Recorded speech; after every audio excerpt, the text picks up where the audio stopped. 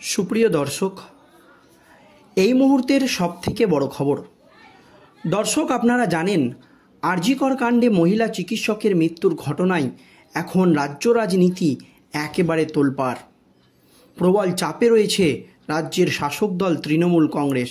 তবে আর.জি. করের এই আন্দোলন কিছুতেই দবাতে পারছেন না বাংলার মুখ্যমন্ত্রী মমতা ব্যানার্জি।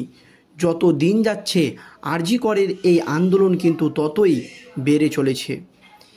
এই আবহে বিশিষ্ট রাজনৈতিকবিদদের একাংশ মনে করছে যে দলের অন্দরেই কোণঠাসা হচ্ছেন মুখ্যমন্ত্রী মমতা ব্যানার্জি। যেভাবে তৃণমূল কংগ্রেসের একের পর এক হেভিওয়েট নেতা মন্ত্রী থেকে শুরু করে সাংসদ এমএলএ মুখ্যমন্ত্রী মমতা ব্যানার্জির বিরুদ্ধে মুখ খুলছেন, তাতে এক কথায় বলতে গেলে রাতের ঘুম উড়ে গিয়েছে বাংলার মুখ্যমন্ত্রী মমতা ব্যানার্জির। আপনারা জানেন এই আর.জি. কর কাণ্ড নিয়ে অভিষেক ব্যানার্জি এবং মমতা ব্যানার্জির মধ্যেও একটি গোষ্ঠীদ্বন্দ্ব চলছে, যদিও এটা ভেতর। তবে এই আর.জি. কর কাণ্ডে সামনাসামনি মুখ খুলেই বিস্ফোরক মন্তব্য করেছেন তৃণমূল নেতা তথা তৃণমূল সাংসদ সুখেন্দু শেখর রায়, যাতে এই আর.জি. কর ইস্যুতে প্রবল অস্বস্তিতে পড়েছিল রাজ্যের শাসক দল তৃণমূল কংগ্রেস। এর পরপরই আর.জি. কর নিয়ে মুখ খুলেই বিস্ফোরক মন্তব্য করেছিলেন তৃণমূলের রাজ্যসভার প্রাক্তন সাংসদ তথা আর.জি. করের ডাক্তার শান্তনু সেন। তার জন্য তাকে দল থেকে বহিষ্কার করে দেওয়া হয় বা তার যে মুখপাত্র পদ সেখান থেকে কিন্তু তাকে সরিয়ে দেয় তৃণমূল কংগ্রেস।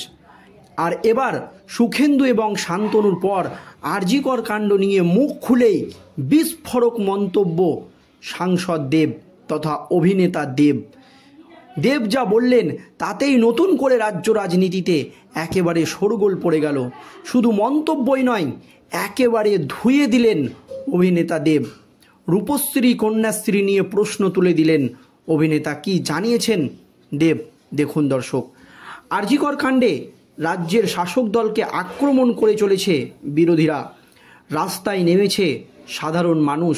দোষীদের কঠোর শাস্তি চাইছে শাসক দলও। কিন্তু ধর্ষণ বিরোধী বিল বিধানসভায় পাস হয়েছে। আর.জি. করের ঘটনায় নিন্দা করলেন এবার ঘাটালের তৃণমূল সাংসদ দেব। শুধু নিন্দাই নয়, একেবারে মুখ খুলেই বিস্ফোরক মন্তব্য করলেন এবার অভিনেতা। বুধবার ঘাটালে একাধিক কর্মসূচিতে যোগ দিতে এসে আর.জি. কর কাণ্ড নিয়ে দেব বলেন, এটা একটা দুঃখজনক এবং নিন্দনীয় ঘটনা। এর প্রতিবাদ জানাই।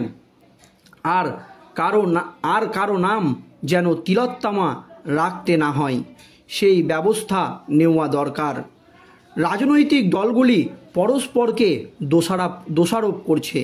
তার পরপরই আস্তে বিস্ফোরক হয়ে ওঠে অভিনেতা দেব। তিনি বলেন, সোশ্যাল মিডিয়ায় দেখছি আসামের মুখ্যমন্ত্রী আমাদের মুখ্যমন্ত্রীকে কিছু বলছেন, আর আমাদের মুখ্যমন্ত্রী অন্য মুখ্যমন্ত্রীকে বলছেন।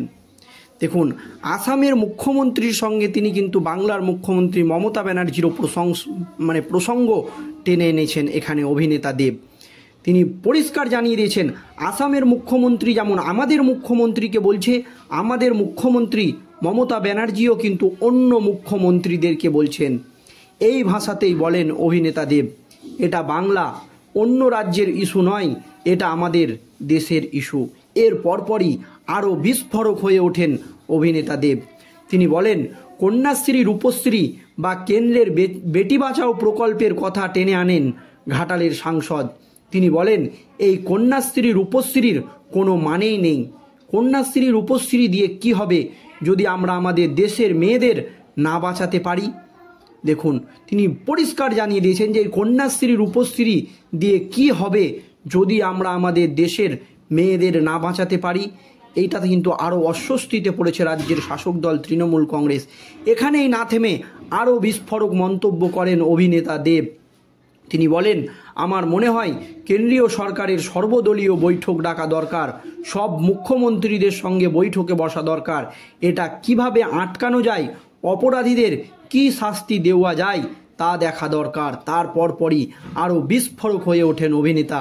সাধারণ মানুষের আন্দোলনকে সমর্থন করে তিনি বলেন, মুখ্যমন্ত্রী মমতা ব্যানার্জি যখন এই আন্দোলনকে দবানোর চেষ্টা করছে বা এই আন্দোলন কিভাবে থামানো যায় তার চেষ্টা করছে, তখন অভিনেতা দেব সাধারণ মানুষের আন্দোলনকে সমর্থন করে বলছেন, শান্তিপ্রিয় আন্দোলনকে আমি সমর্থন করি।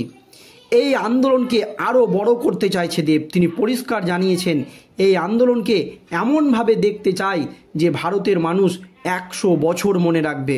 দেখুন দর্শক, বিস্ফোরক মন্তব্য। এই আন্দোলনকে এমনভাবে দেখতে চাই যাতে ভারতের মানুষ 100 বছর মনে রাখবে। যেখানে শাসক দল তৃণমূল কংগ্রেস এই আন্দোলনকে ঠান্ডা করার চেষ্টা করছে, সেখানে অভিনেতা বলছে যে এই আন্দোলন আরও বড় রূপে দেখতে চাই যাতে ভারতের মানুষ 100 বছর মনে রাখে এই আন্দোলনকে।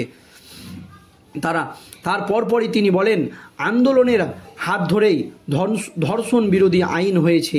এই আন্দোলনের পর আর কারো নাম তিলোত্তমা দিতে হয়নি। তাহলে আন্দোলনের জয় হবে, আন্দোলনকারীদের জয় হবে। একই সঙ্গে তিনি বলেন, বাংলার সরকারকে ফেলে দেওয়া কিংবা অস্বস্তিতে ফেলার সময় এটা নয়। বুধবার ঘাটালের একাধিক কর্মসূচিতে যোগ দেন স্থানীয় সাংসদ দেব। প্রথমে ঘাটাল মহকুমা সুপার স্পেশালিটি হাসপাতালের বিভিন্ন বিষয়ে রোগী কল্যাণ সমিতির সঙ্গে আলোচনা করেন অভিনেতা দেব। ঘাটাল মহকুমা সুপার স্পেশালিটি হাসপাতালের ডায়ালিসিস মেডিসিনের সূচনা অনুষ্ঠানে উপস্থিত থাকেন। তারপর জনতার দরবার ও ঘাটাল পাঁশকুড়া রাজ্য সড়কে পদবাতির উদ্বোধন করেন তৃণমূল সাংসদ দেব। আর এখান থেকেই তিনি একেবারে বিস্ফোরক হয়ে ওঠেন। তিনি একেবারে পরিষ্কার বলেন যে আসামের মুখ্যমন্ত্রী যেমন আমাদের মুখ্যমন্ত্রীকে কিছু বলছে, তেমন আমাদের মুখ্যমন্ত্রী অন্য মুখ্যমন্ত্রীকে বলছে। এটা বাংলা বা অন্য রাজ্যের ইস্যু নয়, এটা আমাদের দেশের ইস্যু। একজন অপরজনকে দোষারোপ করলে হবে না। এর পরপরই তিনি পরিষ্কার বলেন, এরপরও আপনার কন্যাশ্রী, রূপশ্রী এবং প্রকল্পের কথা টেনে আনেন ঘাটালের সংসদ।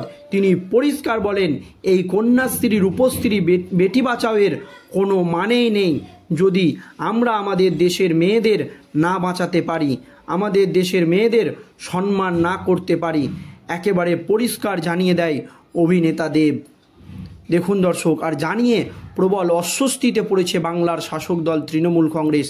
একের পর এক হেভিওয়েট নেতামন্ত্রীরা কিন্তু এইভাবেই তৃণমূলের বিরুদ্ধেই মুখ খুলছেন এবং পরিষ্কার জানাচ্ছেন অভিনেতা দেব যে এই আন্দোলনকে এমন জায়গায় নিয়ে যেতে হবে যাতে 100 বছর মানুষ মনে রাখে যে আন্দোলন হয়েছিল। যেখানে শাসক দল তৃণমূল কংগ্রেস এই আন্দোলনকে থামানোর চেষ্টা করছে বা এই আন্দোলনকে কিভাবে বন্ধ করা যায় বা এই আন্দোলনে বা এই আগুনে কিভাবে জল ঢালা যায়, সেখানে কিন্তু দেবের এই মন্তব্য যথেষ্ট তাৎপর্যপূর্ণ বলেই মনে করছে রাজনৈতিক বিশ্লেষকদের একাংশ। দর্শক, এই নিয়ে আপনাদের মতামত অবশ্যই ভিডিওর কমেন্ট বক্সে জানাবেন। ধন্যবাদ।